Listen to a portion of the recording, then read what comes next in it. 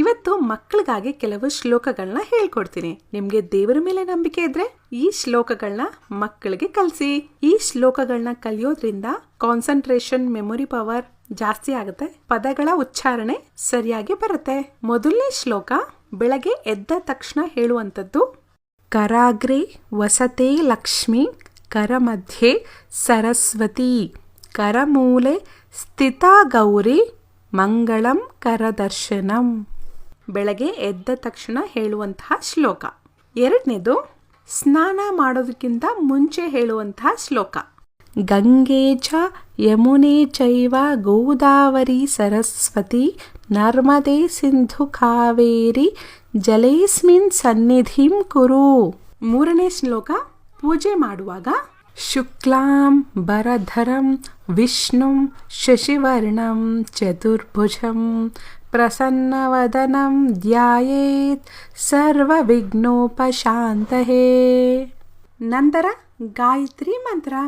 ಓಂ ಭೂರ್ಭುವಸ್ವಃ ತತ್ಸವಿತುರ್ವರೆಣ್ಯಂ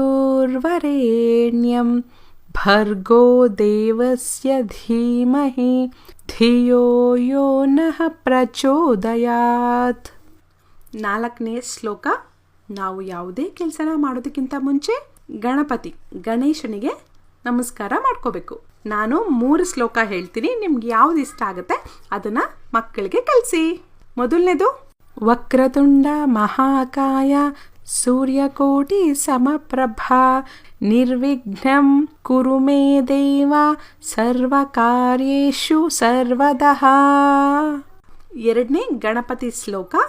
ಬೆನಕ ಬೆನಕ ಏಕದಂತ, ಪಚ್ಚೆಕಲ್ಲು ಪಾಣಿಪೀಠ, ಮುತ್ತಿನುಂಡೆ ಹೊನ್ನಗಂಟೆ, ಇಂತಿಯೊಪ್ಪುವ ಶ್ರೀ ಸಿದ್ಧಿ ವಿನಾಯಕ ದೇವರ ಪಾದಕ್ಕೆ 21 ನಮಸ್ಕಾರಗಳು.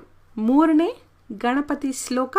ಗಜಾನನಂ ಭೂತಗಣಾದಿ ಸೇವಿತಂ, ಕಪಿಸ್ಥ ಜಂಬೂ ಫಲಸಾರ ಭಕ್ಷಿತಂ, ಉಮಾಸುತಂ ಶೋಕ ವಿನಾಶ ಕಾರಣಂ, ನಮಾಮಿ ವಿಘ್ನೇಶ್ವರ ಪಾದ ಪಂಕಜಂ. ಐದನೇ ಶ್ಲೋಕ ಊಟ ಮಾಡೋದಕ್ಕಿಂತ ಮುಂಚೆ ಹೇಳುವಂಥದ್ದು. ಅನ್ನಪೂರ್ಣೆ ಸದಾಪೂರ್ಣೆ, ಶಂಕರ ಪ್ರಾಣವಲ್ಲಭೆ, ಜ್ಞಾನ ವೈರಾಗ್ಯ ಸಿದ್ಧಾರ್ಥಂ, ಭಿಕ್ಷಾಂ ದೇಹಿ ಚ ಪಾರ್ವತಿ. ಆರನೇ ಶ್ಲೋಕ. ಶ್ಲೋಕ ಫಾರ್ ಪೀಸ್. ಮನಸ್ಸು ಶಾಂತಿಯಾಗಿ ಇರಬೇಕು ಅಂತ ಶ್ಲೋಕ ಹೇಳೋದು. ಓಂ ಸಹನಾವವತು ಸಹನೌ ಭುನಕ್ತು, ಸಹ ವೀರ್ಯಂ ಕರವಾವಹೈ, ತೇಜಸ್ವಿನಾ ವದಿತಮಸ್ತು ಮಾ ವಿದ್ವಿಷಾವಹೈ. ಓಂ ಶಾಂತಿ ಶಾಂತಿ ಶಾಂತಿ. ಇದ್ರ ಜೊತೆಗೆ ಅಸತೋಮ ಸದ್ಗಮಯ ಕೂಡ ಹೇಳ್ಕೊಡಿ. ಓಂ ಅಸತೋಮ ಸದ್ಗಮಯ, ತಮಸೋಮ ಜ್ಯೋತಿರ್ಗಮಯ, ಮೃತ್ಯೋರ್ಮ ಅಮೃತಂಗಮಯ. ಓಂ ಶಾಂತಿ ಶಾಂತಿ ಶಾಂತಿ.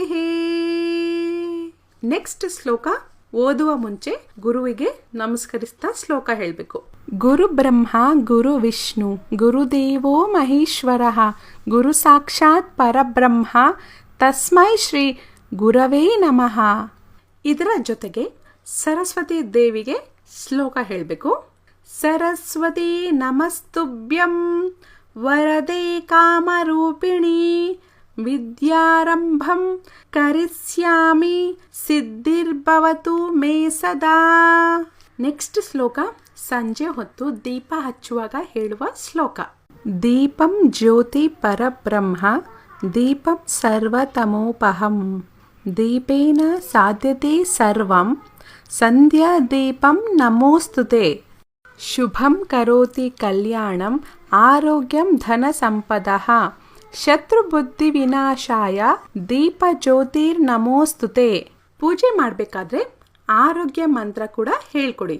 ಓಂ ಅಚ್ಯುತಾಯ ನಮಃ, ಓಂ ಅನಂತಾಯ ನಮಃ, ಓಂ ಗೋವಿಂದಾಯ ನಮಃ. ಈ 3 ಮಂತ್ರಗಳನ್ನ ಉಚ್ಚಾರಣೆ ಮಾಡೋದ್ರಿಂದ ಆರೋಗ್ಯ ಪ್ರಾಪ್ತಿ ಆಗುತ್ತೆ ಅಂತ ನಂಬಿಕೆ ಇದೆ. ನೆಕ್ಸ್ಟ್ ಶ್ಲೋಕ ಮೃತ್ಯುಂಜಯ ಮಂತ್ರ.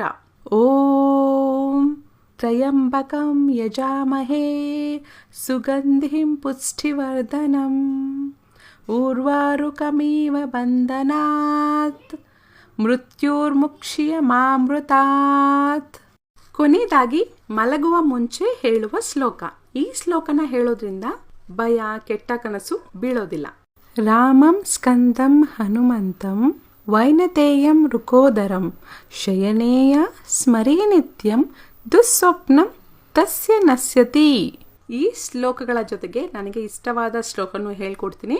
ಆಂಜನೇಯ ಮಂತ್ರ. ರಾಮ್ ರಾಮ್ ರಾಮ್ ಯತ್ರ ಯತ್ರ ರಘುನಾಥ ಕೀರ್ತನಂ ತತ್ರ ತತ್ರ ಕೃತ ಮಸ್ತಕಾಂಜಲಿಂ ಬಾಷ್ಪವಾರಿ ಪರಿಪೂರ್ಣಾಲೋಚನಂ ಮಾರುತಿಂ ನಮತ ರಾಕ್ಷಸಾಂತಕಂ. ತುಂಬಾ ಹೆದರಿಕೆ ಇರೋರು, ಭಯ ಪಡ್ತಾ ಇರೋರು ಈ ಶ್ಲೋಕನ ಹೇಳ್ಕೊತಾ ಇರಿ. ನೆಕ್ಸ್ಟ್ ದುರ್ಗಾ ಮಂತ್ರ. ಓಂ ಸರ್ವಬಾಧಾ ಪ್ರಶಮನಂ ತ್ರೈಲೋಕಸ್ಯ ಅಖಿಲೇಶ್ವರಿ ಏವಮೇವ ತ್ವಯಾ ಕಾರ್ಯಂ ಅಸ್ಮತ್ವೈರಿ ವಿನಾಶನಂ. ನಿಮಗೆ ತುಂಬ ನೋವು, ಬಾಧೆ ಇದ್ರೆ, ಶತ್ರುಗಳು ಹೆಚ್ಚಾಗಿದ್ರೆ ಈ ಮಂತ್ರನ ಹೇಳ್ಕೊಳ್ಳಿ, ಆದಷ್ಟು ಮನಸ್ಸು ಸರಿ ಹೋಗುತ್ತೆ. ನೆಕ್ಸ್ಟ್ ಶ್ರೀರಾಮನ ಮಂತ್ರ. ಈ ಮಂತ್ರ ಹೇಳ್ತಾ ಇದ್ರೆ ರಾಮಕೋಟಿ ಬರದಷ್ಟೇ ಪುಣ್ಯ ಬರುತ್ತೆ. ಶ್ರೀರಾಮ ರಾಮ ರಾಮೇತಿ ರಮೇ ರಾಮೇ ಮನೋರಮೇ ಸಹಸ್ರನಾಮ ತತ್ತುಲ್ಯಂ ರಾಮನಾಮವರಾನನೇ. ನೆಕ್ಸ್ಟ್ ಸರ್ವಮಂಗಳ ಶ್ಲೋಕ. ಓಂ ಸರ್ವಮಂಗಳ ಮಾಂಗಲ್ಯೇ ಶಿವೆ ಸರ್ವಾರ್ಥ ಸಾಧಕೆ ಶರಣ್ಯೇ ತ್ರ್ಯಂಬಕೆ ಗೌರಿ ನಾರಾಯಣಿ ನಮೋಸ್ತುತೆ. ನೆಕ್ಸ್ಟ್ ಹರೇ ರಾಮ ರಾಮ ರಾಮ ಹರೇ ಹರೇ ಹರೇ ಕೃಷ್ಣ ಕೃಷ್ಣ ಕೃಷ್ಣ ಹರೇ ಹರೇ. ನೆಕ್ಸ್ಟ್ ನಾರಾಯಣ ನಾರಾಯಣ ಶ್ಲೋಕ. ನಾರಾಯಣ ನಾರಾಯಣ ಜಯ ಜಯ ಗೋವಿಂದ ಹರೇ ನಾರಾಯಣ ನಾರಾಯಣ ಜಯ ಜಯ ಗೋಪಾಲ ಹರೇ ನಾರಾಯಣ ನಾರಾಯಣ ಜಯ ಜಯ ಗೋವಿಂದ ಹರೇ ನಾರಾಯಣ ನಾರಾಯಣ ಜಯ ಜಯ ಗೋಪಾಲ ಹರೇ ಗೋವಿಂದ ಹರೇ ಗೋಪಾಲ ಹರೇ ಗೋವಿಂದ ಹರೇ ಗೋಪಾಲ ಹರೇ ನಾರಾಯಣ ನಾರಾಯಣ ಜಯ ಜಯ ಗೋವಿಂದ ಹರೇ ನಾರಾಯಣ ನಾರಾಯಣ ಜಯ ಜಯ ಗೋಪಾಲ ಹರೇ. ನೆಕ್ಸ್ಟ್ ಏಕದಂತಾಯ ವಕ್ರತುಂಡಾಯ ಹಾಡನ್ನ ಮಕ್ಕಳಿಗೆ ಆದಷ್ಟು ಕಲಿಸಿ.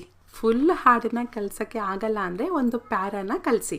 ಏಕದಂತಾಯ ವಕ್ರತುಂಡಾಯ ಗೌರಿ ತನಯಾಯ ಧೀಮಹಿ ಗಣೇಶಾನಾಯ ಬಾಲಚಂದ್ರಾಯ ಶ್ರೀ ಗಣೇಶಾಯ ಧೀಮಹಿ. ಇಷ್ಟನ್ನ ಕಲಿಸಿದ್ರು ಸಾಕು. ಅದೇ ರೀತಿ ಹನುಮಾನ್ ಚಾಲೀಸ ಕೂಡ ಮಕ್ಕಳಿಗೆ ಎಷ್ಟಾಗತ್ತೋ ಅಷ್ಟನ್ನ ಕಲಿಸಿ. ಇನ್ನು ಕೊನೆಯದಾಗಿ ನನಗೆ ತುಂಬ ಇಷ್ಟವಾದ ಫಿಲಮ್ ಸಾಂಗ್. ಹಾಲಲ್ಲಾದರೂ ಹಾಕು ನೀರಲ್ಲಾದರೂ ಹಾಕು ರಾಘವೇಂದ್ರ ಹಾಲಲ್ಲಿ ಕೆನೆಯಾಗಿ ನೀರಲ್ಲಿ ಮೀನಾಗಿ ಹಾಯಾಗಿರುವೆ ರಾಘವೇಂದ್ರ. ಇದೇ ಸಾಂಗ್ನ ಹೇಳ್ಕೊಡಿ ಅಂತಲ್ಲ, ನನಗೆ ಇದು ತುಂಬ ಇಷ್ಟ. ನಿಮ್ಗಿಷ್ಟ ಆದರೆ ಹೇಳ್ಕೊಡಿ, ಇಲ್ಲಾಂದರೆ ಯಾವುದಾದ್ರೂ ಅರ್ಥಪೂರ್ಣವಾದ ಸಾಂಗ್ಸ್ ಇರುತ್ತೆ ಅದನ್ನಾದರೂ ಹೇಳ್ಕೊಡ್ಬೋದು. ಮಕ್ಕಳಿಗೆ ಇಷ್ಟು ಶ್ಲೋಕನ ಹೇಳ್ಕೊಡಿ ಅಂತ ಹೇಳ್ತಿಲ್ಲ, ಅವ್ರಿಗೆ ಎಷ್ಟು ಕಲಿಯೋದಕ್ಕೆ ಆಗುತ್ತೋ ಅಷ್ಟನ್ನೇ ಹೇಳ್ಕೊಡಿ.